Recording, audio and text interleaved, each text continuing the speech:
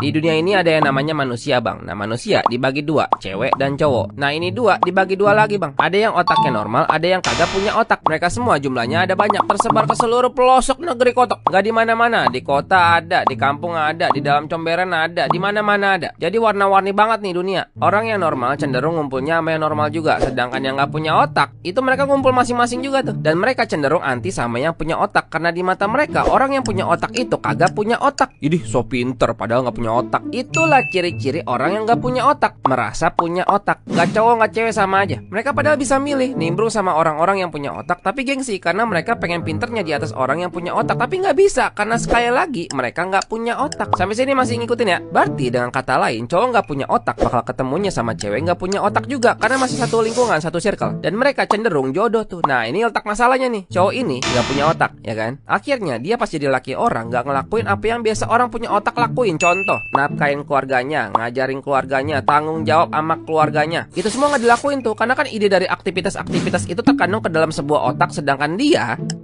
otaknya nggak ada. Dan dia juga ngelakuin aktivitas-aktivitas yang orang punya otak nggak lakuin. Contoh, main cewek, main jodoh. Lu semua udah tahu lah yang kayak mana lah ya. Jadi sekarang kebayang nggak bininya kayak mana? Cenderung nggak punya otak juga. Hasil didikan lakinya atau emang nggak punya otak dari lahir? Karena lakinya kurang ajar, jadi dia juga terbiasa kurang ajar sama lakinya. Apakah salah dia dapat laki kurang ajar? Lu jawab sendiri dah. Yang pasti dia yang milih berada di lingkungan orang-orang nggak punya otak. Dia yang milih merit sama cowok nggak punya otak. Tiba-tiba pas udah jadi lakinya, dia kaget. Kok laki gue kurang ajar ya? Lamba jangan kaget lamba. Nah tahu-tahu nih, nah ini nih, tiba-tiba muncul kesimpulan di kepala dia, semua cowok sama aja. Kenapa bisa muncul itu di kepala dia? Karena di kepala dia nggak ada otak. Selama ini dia berada di lingkungan yang nggak punya otak. Jadi bahkan dia nggak tahu kalau di dunia itu ada cowok yang punya otak. Padahal salah dia mainnya nggak jauh. Nah, cewek-cewek ini mereka cenderung main TikTok. Nah, ini otak masalah barunya nih. Kan tadi mereka nggak punya otak tapi merasa punya otak ya. Akhirnya mereka sering bikin konten nggak pakai otak, karena di kepala mereka cowok itu semuanya kayak lakinya yang nggak punya otak. Akhirnya mereka munculin standar-standar yang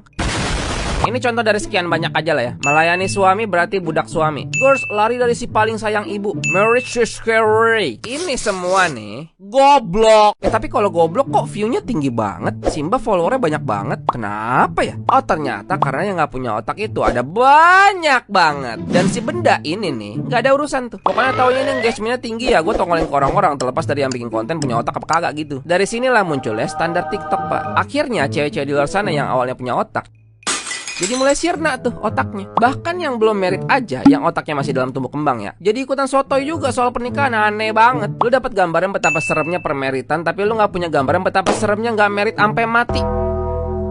Sekali lagi inget loh, lu dapat standar dari orang